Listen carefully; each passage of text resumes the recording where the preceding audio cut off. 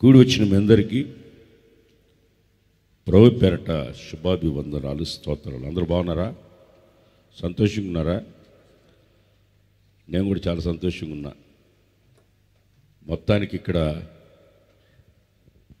యేసన్న గారు 70 ఏళ్ళలో మా ఇంటి దగ్గర నుంచి డేవిడ్ రాజ్ పాస్టర్ గారు వీళ్ళందరూ ఒక దగ్గరికి చేరి మా ఇంటి దగ్గర యేసన్న గారు సేవ చేయాలని అనుకున్నప్పుడు యేసన్న గారి గురువు దేవరాజుల పాస్టర్ గారు ఈ 14 మైళ్ళ ప్రాంతానికి నువ్వు వెళ్ళి సేవ చేయమని ఆయన విజయవాడలో ఉండి యేసన్న గారికి చెప్పారు.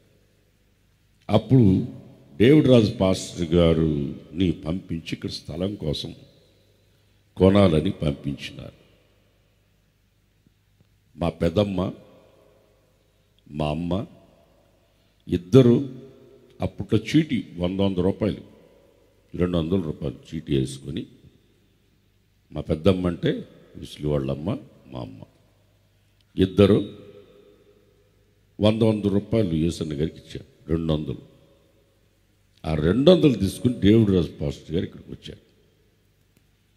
చాలామందికి తెలియని సత్యం ఇది, సేవకులు కూడా తెలియాలి ఇది.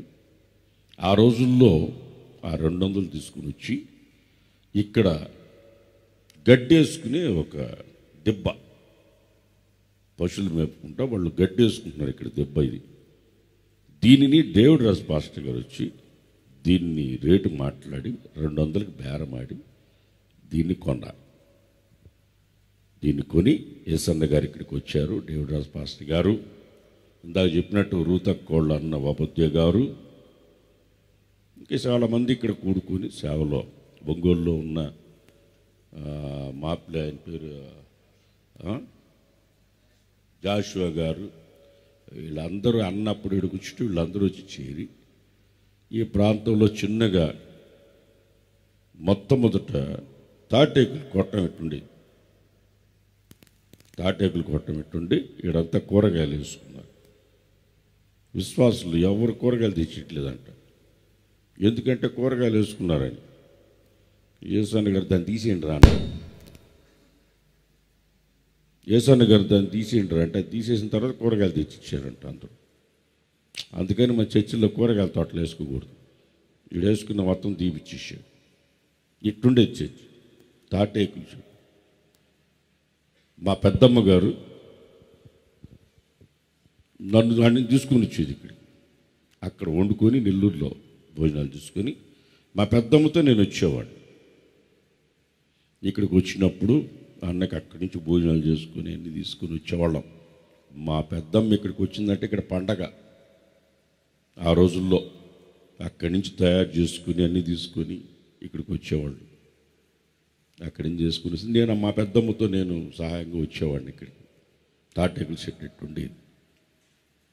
ఆ తర్వాత లాడి ఈశ్వరప్ప గారని ఆయన యేసన్న గారికి కొంత డబ్బు సహాయం చేస్తే ఆ గోడ కాడి నుంచి ఇట్లా చర్చి కట్టారు. అదిగో అక్కడి నుంచి ఆ గోడ ఉందే, అక్కడి నుంచి ఇట్లా చర్చి కట్టారు. ఇట్లా కట్టారు. 1990 మే 9వ తారీఖు ఇక్కడ మా చెల్లి పెళ్లి జరిగింది. వెస్లీకి అక్క, నాకు చెల్లెలు. ఇక్కడ బాంబేలో అమ్మాయిని ఇచ్చాం మా చెల్లెల్ని. వాళ్ళు బాంబే వాళ్ళు ఇక్కడికి వచ్చారు. ఇక్కడ మేము నెల్లూరు నుంచి బస్సులు వేసుకొచ్చాము ఇక్కడికి. ఇక్కడ పెళ్లి జరిగింది. పెళ్ళి అయిపోయింది 3 గంటకి. వాతావరణం మారిపోయింది. వాళ్ళు నెల్లూరు వాళ్ళు బస్సులు పెట్టి వెళ్ళిపోయారు. బాంబే వాళ్ళు ఇక్కడి నుంచి అమరావతికి నడిచి వెళ్ళిపోయారు. నడిచి వెళ్ళిపోయారు. ఇంకా వర్షం స్టార్ట్ అయింది. తుఫాన్, భయంకరంగా గాలులు. ఇక్కడి నుంచి మన బీడి కాలేజ్ నుంచి ఇక్కడ దాకా చింత చెట్లే ఉంటాయి మొత్తం, రోడ్డు మొత్తం. ఈ తుఫాన్కి చింత చెట్లన్నీ ఎక్కడెక్కడ పడిపోయినాయి. ఇక్కడ చర్చి అయితే అప్పడాలు నలుపుతామే మనం, అప్పడాలు తినేటప్పుడు నలుపుతాం కదా, అట్లా పళ పళ పళ పళ అప్పడాలు అంతా నలిపినట్టు అక్కోళ్ళ సూట్ కేసులు బట్టలు అన్నీ అక్కడే ఉన్నాయి. ఎక్కడెక్కడ చల్లా చెదరా తుఫానికి. నేను అప్పుడు ఇక్కడే ఉన్నా, నేను విసిలి మా తమ్ముడు నేను ఇక్కడే ఉన్నాం. ఆ పెళ్ళికి వచ్చాం కాబట్టి ఇక్కడే ఉన్నాం.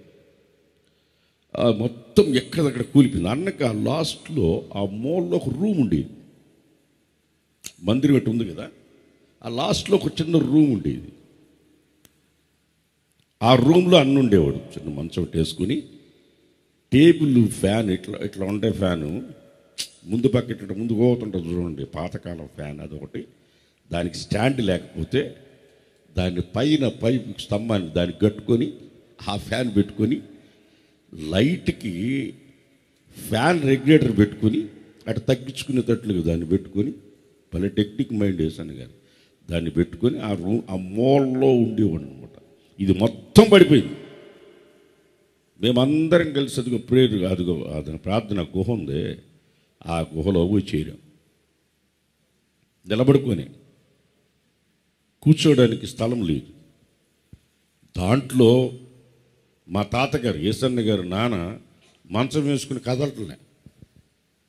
ఆయన మంచం వేసుకుని దాంట్లోనే పడుకుంటాడు. ఏమంటే ఆయన పెద్ద ఆయన ఆ మూలలో మంచం, మళ్ళీ అంతమంది నిలబడుకొని ఉన్నాం. ఇంకేం చేస్తాం, మంచం కింద దూరి ఉన్నవాళ్ళు కొంతమంది దాంట్లోనే అక్కడే నిలబడుకొని ఉన్నాను నేను. ఆ గుహ ఇట్లుండేది, అది పడిపోయింది. ఇప్పుడు మళ్ళీ లేటెస్ట్గా కట్టాం. అది పాత పడిపోయిందని దాన్ని తీసేసి ఇప్పుడు లేటెస్ట్గా కట్టాం. అది ఇట్లా ఉండేది, అక్కడ నిలబడుకొనే ఉన్నాం. రాత్రంతా తెల్లవారుతో అది పడిపోతా ఉంటే కన్నీళ్ళు కాచుకుంటా. ఇన్ని సంవత్సరాలు కష్టపడి ఆ మందిరాన్ని అలా కట్టుకుంటే కళ్ళ ముందే కంటికి కనబడుకుంటా కూలిపోతూ ఉంటే చూసి కన్నీళ్ళు కాచుకుంటా నిలబడుకున్నా. అక్కడ ఏసన్న గారిని రమ్మంటే ఆయన రావట్లే. ఇంచుమించు 2:30-3 గంటల దాకా దాంట్లోనే ఉన్నాడు. అంతా పడిపోయింది, అది మాత్రం పడలా. ఇంకా 3 గంటల టైంలో పోయి అన్నను కూడా అక్కడి నుంచి తీసుకొచ్చేసాము. ఆ తర్వాత అది కూడా పడిపోయింది. ఇక్కడి నుంచి ఉండేది మొత్తం పడిపోయింది, కూలిపోయింది. అది పడిపోయిన తర్వాత ఏసన్న గారు ఈ చుట్టుపక్కల వాళ్ళందరూ, నువ్వు నిజంగా దేవుణ్ణి నమ్ముకుంటే మీ దేవుడు ఎందుకు నీ మందిరాన్ని పడిపోయింది, మా ఇళ్ళన్నీ కూలిపోయినాయంటే అది వేరు, ఈ మందిరం నువ్వు నిజంగా నీ దేవుడు నిజమైన అడిగితే ఎందుకు మందిరం కూలిపోయిందని మాట్లాడేవాళ్ళు కొంతమంది.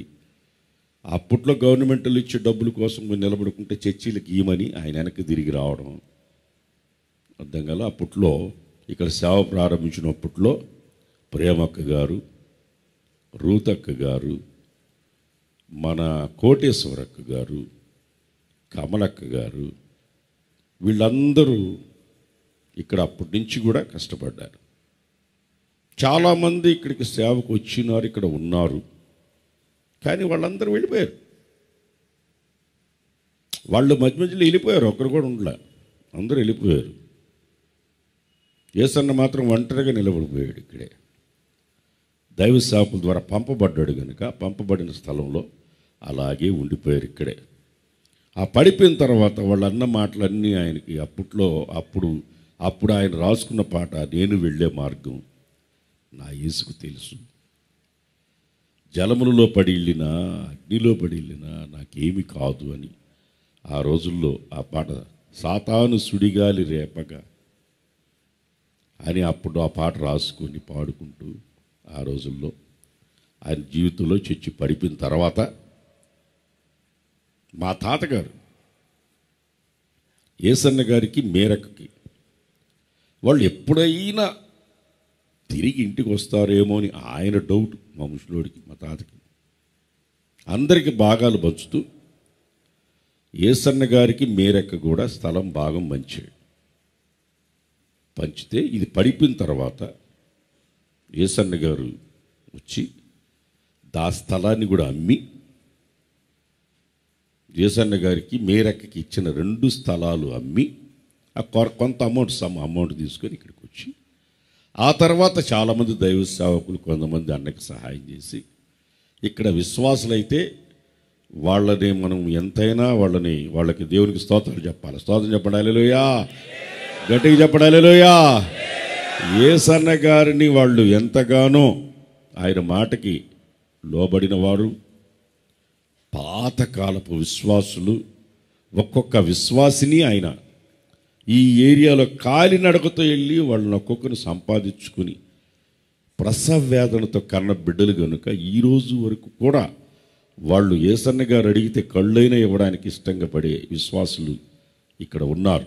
ఈరోజు ఇంత సేవ విస్తరించడానికి కారణం పునాది ఇక్కడ ఉంది. దేవునికి స్తోత్రం కలుగునుగాక, దేవునికి స్తోత్రం కలుగునుగాక.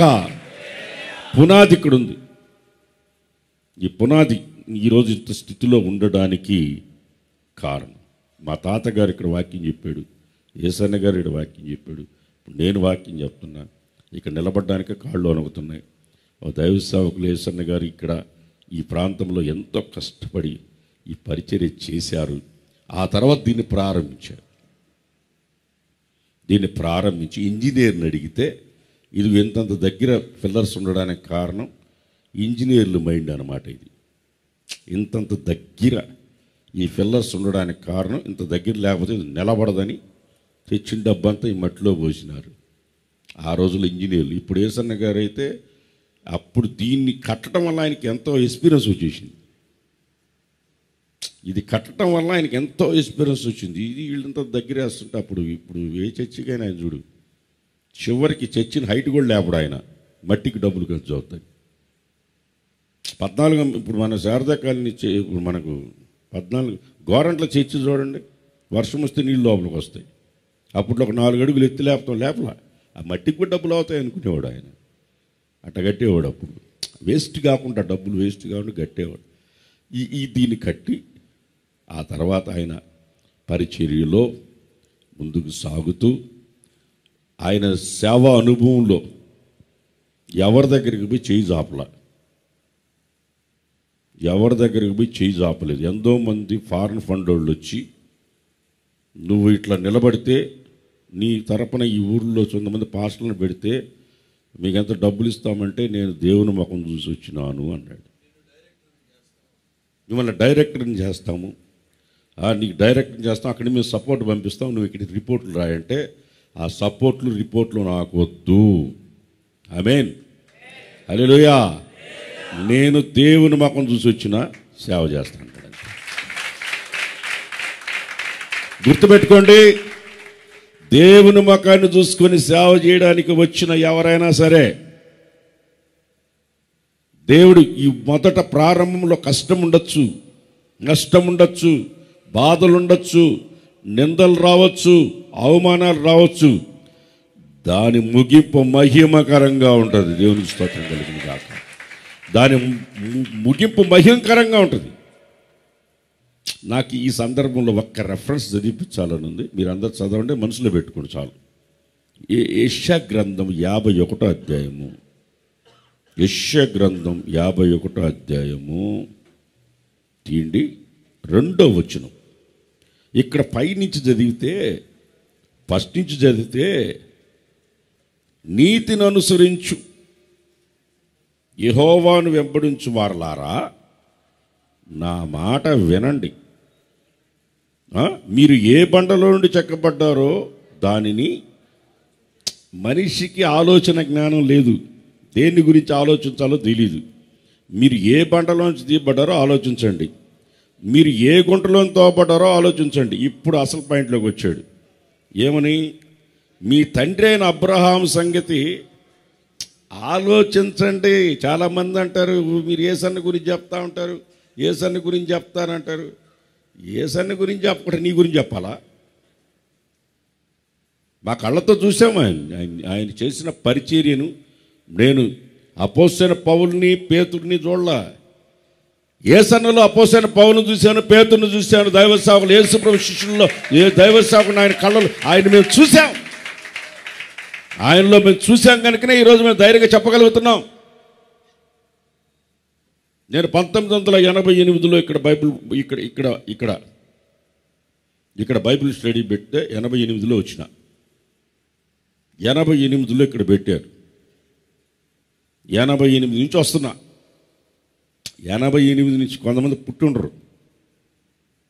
88 నుంచి ఇక్కడికి వస్తున్నా. యేసన్న నాకు ఉత్తరం రాశాడు, రే నువ్వు సేవకుల గుడికి రావాలా, వెనక్కి వెళ్ళకూడదు, ఆఖరి దాకా ఉండాలి, లేకపోతే రాబాక, వస్తే చివరి దాకా ఉండాలి అని. ఇక్కడికి వస్తే బాంబే వాళ్ళు, చెన్నై వాళ్ళు, వాళ్ళందరూ ఇక్కడికి వస్తే ఈ పక్కనే కోళ్ల ఫారం, అక్కడ కదిలిస్తే ఇక్కడికి వాసన.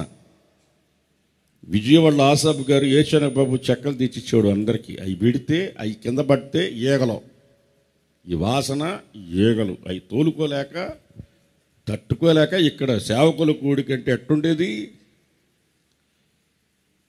బాత్రూంలో ఏమిలా డబ్బా తీసుకొని పోవటమే కొండకి. చూడు కొండ చూడు, ఇంత ఇంత అభివృద్ధి పొందడానికి కారణం అదే. ఇటుబడి పోవటమే, ఇటుబడి అందరం. ఈరోజు మీకు అన్నీ ఉన్నాయి, దేవుడు మీకు సమృద్ధిగా ఇచ్చాడు. సబలవటం దానికి హల్లెలూయా, హల్లెలూయా. ఇటు బడి వెళ్ళేవాళ్ళం పొలాల మీదకి. ఇప్పుడు సస్యశ్యామలంగా పడుతున్నాయంట పొలాలు. Praise the lord.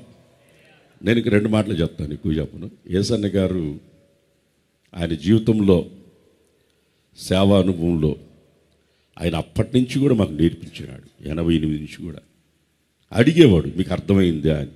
దానియేలు గ్రంథం అనేవాడు, ప్రకటన గ్రంథం, ప్రతిమ యొక్క కాళ్ళు, దాని గురించి చెప్పుకుంటూ వచ్చేవాడు. ఇనుము అయిన చెప్పుకుంటూ వస్తుంటే యేసన్న మీకేమైనా అర్థమైందా అని అడిగేవాడు. అర్థం కాలేదన్న, నాకు కూడా అర్థం కాలేనివాడు, నాకు కూడా అర్థం కాలేదు. ఆయన ఒంగోలు ఆయన చెప్తే నాకు కూడా అర్థం కాల. ఇంటా ఉండండి, మీకు అర్థం అవుతుందండి. మీకు అర్థం కాకపోయినా దాన్ని వింటానే ఉన్నాడు, మీరు వింటానే ఉన్నాడు, మీకు అర్థం అవుతుందండి. నిజంగా ఈరోజు ఆ రోజు యేసన్న గారు మాకు చెప్పి నడిపించి ఈరోజు దేశమంతా ఓషన్న మినిస్టర్ అంటే తెలియడానికి కారణం, ఆయన దేశమంతా తెలియాలని ఆయన పరిచర్య చేయలేదు.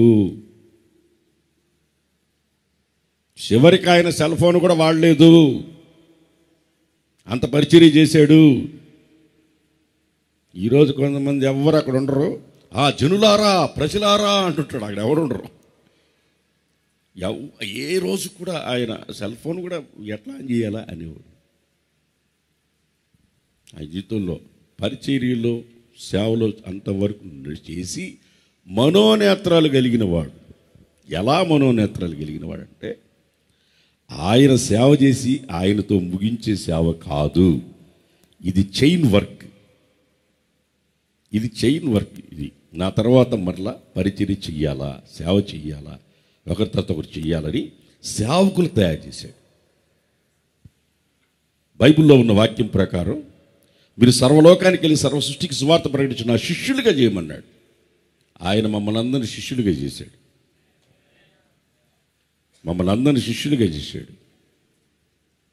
చివరికి ఆయనకి డ్రైవింగ్ చేసిన డ్రైవర్ను కూడా శిష్యులుగా చేశాడు.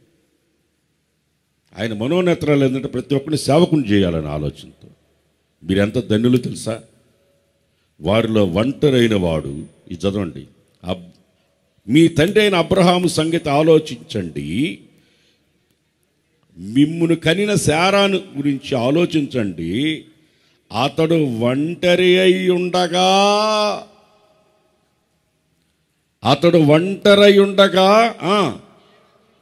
నేను అతన్ని పిలిచి తిని ఆశీర్వదించి అతనిని పెక్కు జనముగాగునట్లు చేసి తిని.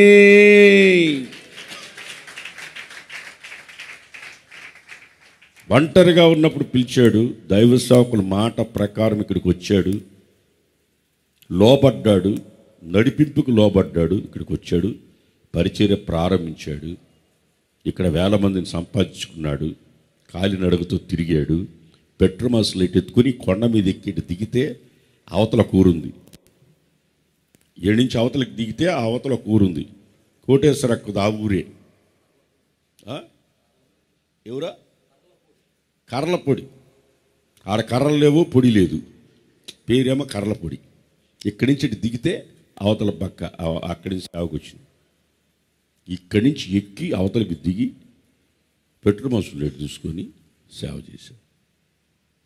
ఈరోజు ఒంటరిగా ఉన్నామని బాధపడబాకండి. మీరు ఒంటరి అయితే ఇక్కడికి వచ్చిన బైబిల్ ట్రైనింగ్ చేసిన ప్రతి ఒక్కరిని కూడా పెక్కు మంది జనంగా చేయగలిగిన సమర్థుడు, శక్తి కలిగిన దేవుడు, నేను ఆరాధిస్తున్న దేవుడు. ఆమేన్, హల్లెలూయా. దైవ సేవకులలో మేము చూసింది ఆయనలో ఉన్న విధేయత, లోబడే గుణం, ఆయన తగ్గింపు మేము కళ్ళారా చూసాం. ఈ రోజుకి మేము దాన్ని అనుభవిస్తున్నాం. ఆ ప్రకారం మేము నడుచుకుంటున్నాం. మీరు నడుచుకునేందుకు కొరకే మేము తీసుకొచ్చాడు ఇక్కడ. మీరు కూడా పెక్కు జనం అవ్వాలి. రాబోయే రోజుల్లో మీరు కూడా మేము నిలబడిన దగ్గర నిలబడి పరిచర్య చేయాలి. ఇక్కడ ఉన్న వాళ్ళలో కొంతమంది దేశాల్లో పట్టుకోగలిగిన వాళ్ళు ఉన్నారు మీలో. మీరు అడుగుపెట్టిన స్థలం మీకు స్వాస్థ్యంగా ఇవ్వబోతున్నాడు దేవుడు. దేవుడు మిమ్మల్ని దీవించబోతున్నాడు, ఆశీర్వదించబోతున్నాడు. అబ్రహామును దేవుడు ఆశీర్వదించాడు, పెక్కువని జనముగా చేశాడు. నిశ్చయముగా మిమ్మల్ని కూడా పెక్కువ జనంగా చేయగలిగిన సమర్థుడు. యేసన్న గారిని పిలిచిన దేవుడు, నన్ను పిలిచిన దేవుడు, మిమ్మల్ని పిలిచిన దేవుడు ఒకడే. నిశ్చయంగా మనందరినీ పెక్కువ మంది జనంగా చేస్తాడు. ఆలోచించండి కొంచెం పితరుల గురించి, పితరులు చేసిన పరిచయాన్ని ఆలోచించండి. దేవుడు కూడా చెప్తాడు, మిమ్మల్ని ఐగుప్తుని తీసుకొచ్చాను, నేను వచ్చేటప్పుడు చేసిన అద్భుతాల గురించి చెప్పండి, మీ బాల్యం నుండి చెప్పండి అన్నాడు. ఈరోజు మనం దైవ సేవకుల గురించి తెలుసుకోవాలా, ఆ నడిపింపులు నడిపించబడాలా, మీరు ఆశీర్వదించబడాలా, దీవించబడాలా, ఉన్నతమైన స్థితిలోనికి మీరు రావాలని దైవ సేవకుల గురించి నేను టూకీగా కొన్ని మాటలు మీకు చెప్పాను. చివరి వరకు కూడా ఆయన కడ శ్వాస పోయేటప్పుడు నిన్న రాత్రి 7వ తారీఖు రాత్రి అందరూ ఓల్నెట్ పెరిగిపోన్నారు. విస్లీ, రమేష్, అందరూ పాస్టర్లు అందరూ ఈ ఓల్నెట్ పేరులో ఉన్నారు. నేను, అనిల్ పాస్టర్ గారు ఇద్దరం అన్న రూమ్లో ఉన్నాం. అన్న రూమ్లో ఉంటే అన్న కొంచెం ఆయాసపడుతున్నాడు. అన్న రూమ్లోకి వెళ్ళాం. అన్న దగ్గరికి పోయాం. చెయ్యిటి పట్టుకునేటప్పుడు అంటే నా చేతులు నా చేతి పట్టుకున్నాడు. అయిపోయింది, వెళ్ళిపోతున్నాను అన్నాడు. నేను ఇటు చేయి పట్టుకొని తల టూపా, లేదని ఇట భుజం మీద ఇటు తట్టి, ధైర్యంగా ఉండండి, వెళ్ళిపోతున్నాను అన్నాడు. అంతే, చివరి మాట అంతే. ఆ తర్వాత ఆయాసం ఎక్కువైంది. ఆయన విజయోత్సవంగా ఆయన జీవితాన్ని ముగించుకొని, ఆయన అన్న మాటలు ఒక్కొక్కటి కానీ తలుచుకుంటే, నేను ఈ గుప్పిడితో, ఈ చేతితో అన్నం తినగలిగే శక్తి నాకుంటే పరిచర్య చేస్తానే ఉంటాను అన్నాడు. నన్ను వదలంటారా, వెళ్తాను, సేవ చేస్తాను అనేవాడు. ఒక మాట చెప్పాలంటే, బైబిల్ కాలేజ్ జరుగుతూ ఉంది, ట్రైనింగ్ జరుగుతుంది. మంచం మీద ఎత్తుకుని వచ్చాం ఆయన రూమ్లోకి. మంచం మీద కూర్చొని, మంచం మీద పడుకొని, మంచాన్ని ఇటు వాటంగా పెడితే మంచం మీద పడుకొని ఆయన చెప్పిన వాక్యం ఏంటో తెలుసా? ఆయన చెప్పిన మాట, కొలస్సీలకు రాసిన పత్రికలో, క్రీస్తు యేసునందు ప్రతి మనిషిని సంపూర్ణుని చేసి ఆయన ఎదుట నిలబెడతానన్నాడు. అంతే, చప్పడపడండి గట్టిగా, హల్లెలూయా, హల్లెలూయా. నేను ఆ రోజు కెమెరా తీసుకొని, నేను ఎవరినంటే, ఎవరి మీద డౌట్ వస్తే ముందు ఏదైనా వీడియో తీసి పెడుతుంటా. మీ మీద ఎవరి మీద డౌట్ వచ్చినా కానీ వీడియో తీసి పెడతా, ఎవరి మీదైనా సరే. నేను అన్నగారు క్లాతుల మధ్యలో సందులో దూరి, ఏది ఎట్టపోయింది నేనే చేసిన, నేను ఆ సందులో దూరి వీడియో తీసినా నేను రేయన్నాడు ఆయన. తీసిన ఏం చేస్తాం, మేము సేవకు వచ్చి 2 సంవత్సరాలు అయింది, ఎన్ని దగ్గరకి ట్రాన్స్ఫర్ అయ్యాను. ఒక దగ్గర అయితే నేను దాగి రాగి చింపి ఒక ఆమె ఎత్తుకెళ్ళిపోయింది ట్రాన్స్ఫర్ అయితే. ఇంకొక ఆమె అయితే యేసన్న గారు ఇచ్చిన సఫారీ బట్టలు ప్యాంట్ ఎత్తుకెళ్ళిపోయాడు, ఎట్టేసుకోవాలా. ట్రాన్స్ఫర్ అయితే ప్యాంట్ ఒకరు ఎత్తుకుని వెళ్ళిపోయినారు. చెంబు ఒక ఆమె ఎత్తుకుని వెళ్ళింది. ఇంకా మనుషులు బతుకున్నప్పుడే ఎత్తుకు వెళ్ళిపోతే ఇంక చచ్చిపోతే ఎట్లుంటుందో అని ఆలోచించింది. ట్రాన్స్ఫర్ అయ్యి ఏసన్న గారు జపాన్లో అన్న గురించి బుక్కులో వేశారు. జపాన్లో సేవ చేసి వచ్చిన సేవకుడు ఏసన్న గారు 4 రోజులు అమెరికాకి, యాభైకి, సింగపూర్కి, మలేషియాకి ఎవడైనా పోతాడు. జపాన్ వాళ్ళు వచ్చి ఏసన్న గారి కాళ్ళు గడిగి, నిన్ను దేవుడు నేను ఇక్కడికి రాకముందే నాకు దేవుడు అక్కడ చూపించాడని ప్రసంగం చేస్తూ ఉంటే వాళ్ళు వచ్చి భార్యాభర్తలు కాళ్ళు గడిగి ఆయన తీసుకెళ్ళి జపాన్లో 4 రోజులు సువార్త ప్రకటించి వచ్చిన సేవకుడు ప్రభు ఏసన్న గారు. జపాన్కి వెళ్ళాలని కానీ అమెరికాకి వెళ్ళాలి కానీ ఏం ఆయన చూడలా, దేవుని ముఖం చూసి సేవ చేశాడు. 4 రోజులు జపాన్లో వాక్యం చెప్పుచ్చిన దైవ సేవకుడు ఓసన్న మినిస్ట్రీ నాయకుడు ఏసన్న గారు. ప్రైజ్ లార్డ్, హల్లెలూయా. మీకు విచిత్రమైన సంగతి చెప్పారా? నాకు పేరు పెట్టింది ఏసన్నే. ఆయనే నాకు పేరు పెట్టాడు. ఆయన నాకు పేరు పెట్టాడు. ఈరోజు ఇక్కడ నిలబడి ఉన్నానంటే దైవ సేవకుల్ని సేవకు సెలెక్ట్ చేసిన ఆయన పేరు నాకు పెట్టాడు. ఏసన్న గారిని సేవకు సెలెక్ట్ చేసిన ఆయన పేరు ఫ్రెడీ పాల్. అందరూ మోకరించుంటే చేతులు పెడితే ఎవరి మీద చేతులు పెడతారో వాళ్ళు పక్కకు లాగేస్తారు. వాళ్ళు సేవకులు. ఏసన్న గారి మీద చేయబెట్టింది ఫ్రెడీ పాల్. నన్ను మెడ్రాస్ తీసుకెళ్తే అక్కడ ఏసన్న గారు నాకు పేరు. నాకు, మా ఇంట్లో వెస్లీకి, మా ఇద్దరికి పేరు. మా ఇంట్లో చాలామంది సేవలో ఉన్నారు. మా ఇద్దరు తమ్ముళ్ళు కూడా సేవలో ఉన్నారు. మా పెద్ద నాన్న కొడుకు వెస్లీ సేవలో ఉన్నాడు. 2 ఆయన నేను సేవలో ఉన్నాను. 3 ఆయన సామ్యుల్ మా చిన్నాన్న సామ్యుల్, ఆ కొడుకు పేరు వచ్చి కిషోర్, వాడు సేవలో ఉన్నాడు. లాస్ట్ 4వ వాడు విమల్ సేవలో ఉన్నాడు. ఏసన్న గారి చెల్లెలి కుమారుడు, ఒక మాట చెప్పాలంటే నిండు కుండ అని చెప్పాలి, మా బావ. చూడు అక్కడ ఉన్నాడు, చూడు మా బావ సేవలో ఉన్నాడు. వాళ్ళ తమ్ముడు ఇద్దరు మా అత్తకి పిల్లలు ఇద్దరు. కిరణ్ కూడా సేవలో. మా ఇంట్లో నుంచి అందరూ మగపిల్లలే వచ్చారు. ఒక ఆడపిల్లన సేవలో రావాలని ఈ తరంలో నేను చాలా కన్నీళ్లు కార్చా, కానీ కుదరలేదు. ఏది ఏమైనా ఏసన్న గారు ఆయన నడిపింపు ఎవరినైనా కఠినంగా ప్రేమతో ఆయన చెప్పిన ఒక మాట, నగ్న సత్యాన్ని మీకు మనసులో ఉంచుకునే దానికి ఒక మాట చెప్తా. పిల్లిని ఎండి చేపతో కొట్టాలి. దేంతో కొట్టాలా చెప్పండి అయ్యా ఒకసారి. పిల్లిని దేంతో కొట్టాలా? అదే నువ్వు చెప్పండి. పిల్లిని ఎండి చేపతో కొడితే పోతుందా?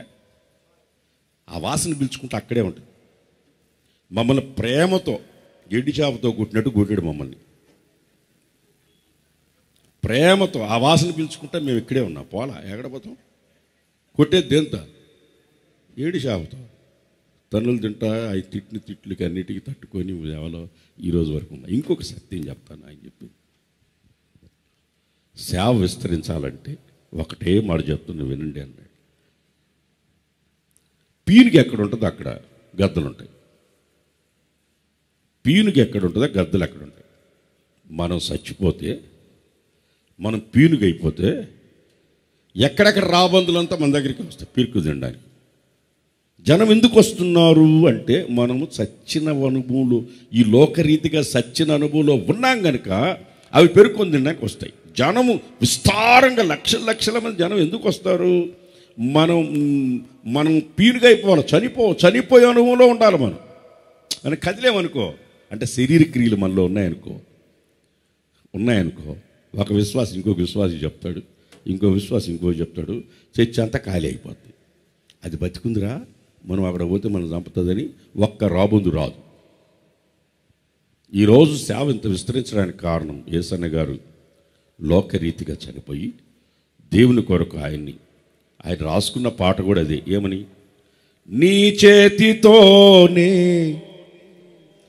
విరచిన రొట్టెనై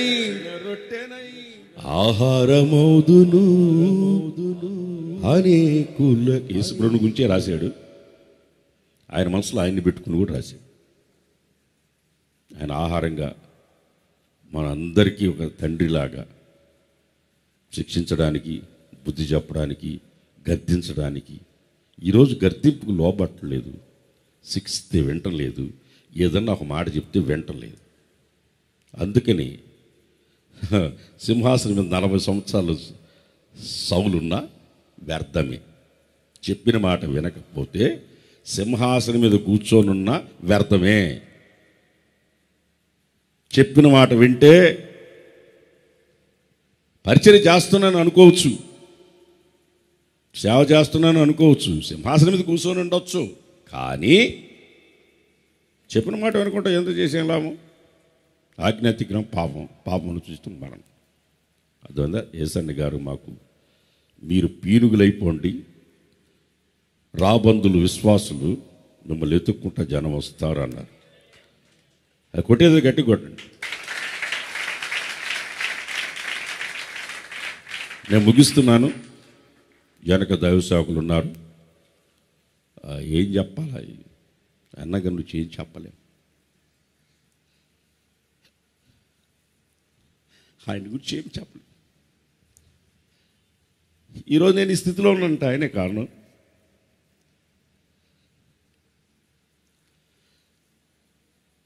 ఈరోజు మేమంతా ఈ స్థితిలో ఉన్నామంటే ఆయనే కారణం. ఈరోజు చూడు బిడ్డలు చూసి సేవలు వీళ్ళందరూ ఉన్నారంటే ఆయన ఒక్కడు. అబ్రహాముని గురించి ఆలోచించండి. మీరు మీ తండ్రి అయిన అబ్రహాముని గురించి ఆలోచించండి. మీరు అబ్రహాముని గురించి శారాని గురించి ఆలోచించండి. మీరు ఆలోచిస్తే మీరెంత ఆశీర్వదించబడతారు.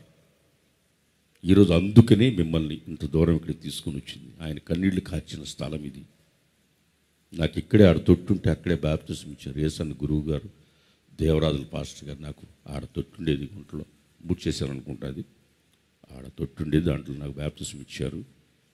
ఇక్కడ ఈ పరిచయంలో మాకు సెలవులు వస్తే ఇక్కడికే వచ్చేవాళ్ళం. మేము ఇక్కడికి వచ్చి వెళ్ళేవాళ్ళం. అక్క వాళ్ళు అందరూ ఉండేవాళ్ళు. మమ్మల్ని ఆ రోజు నుంచి ఈ రోజు వరకు మమ్మల్ని ఎంతో ప్రేమగా చూసుకున్న ప్రేమక్క కానీ, రూతక్క వాళ్ళు కానీ, వీళ్ళందరూ ఏమీ లేనప్పుడు వచ్చి పరిచయం చేశారు. అన్నీ ఉన్నప్పుడు అందరూ వస్తారు. ఇది ఇంత దవుతుందని వాళ్ళు కళ్ళలో కూడా ఊహించుండరు. ఎవరు యేసన్న గారే ఊహించలేదు. ఈరోజు ఇంత స్థితికి వచ్చింది. ఆయన డబ్బులు ఖర్చు పెట్టేసి చాలా జాగ్రత్త ఖర్చు పెడతాడు, టైం చాలా జాగ్రత్త ఖర్చు పెడతాడు.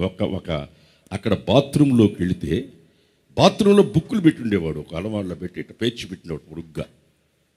ఏంటన్నా బాత్రూంలో బుక్కులు పెట్టావంటే, ఒరే ప్రపంచంలో ప్రశాంతంగా కూర్చున్న స్థలం అదొక్కటే రా అన్నట్టు.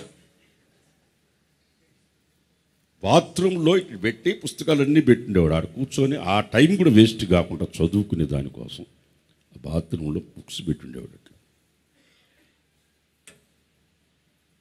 ఆ రోజుల్లో ఆయన పాటలు రాసుకుంటూ పాడుకుంటూ, యేసయ్యా ఎప్పుడో నీ రాకడ సమయం, ఆయన ఆ పాట ఆరల్లో పెట్టి పాడుకుంటా సేవ చేసుకుంటా ఉన్నాడు. ఈరోజు ఈ స్థితికి సేవ వచ్చింది. ఈరోజుకి మేము సజీవ లెక్కలో దేవుడి నుంచి సేవలో పరిచర్యలో మమ్మల్ని పెట్టాడు. ఆయన తరం తర్వాత మా తరం వచ్చింది. నెక్స్ట్ తరం మీలోనే ఉండొచ్చేమో. దేవునికి స్తోత్రం కలుగును గాక, దేవునికి స్తోత్రం కలుగును గాక. నెక్స్ట్ తరం రాబోతుంది తొందరలో. మహాజ్ఞాని మొదటి అధ్యాయంలో అంటాడు, పూర్వీకుల్ని మర్చిపోతారంట. మహాజ్ఞాని పరంగీతుల్లో రాస్తూ పూర్వీకులను మర్చిపోతారంట. ఎందుకంటే కొత్త తరం వస్తే పూర్వీకులు మర్చిపోతారని ఉంది. మర్చిపోతారంట. నీతిమంతులు జ్ఞాపకం చేసుకోవాలి. దేవునికి స్తోత్రం కలిగి చేతులు తల్లి చెప్పండి.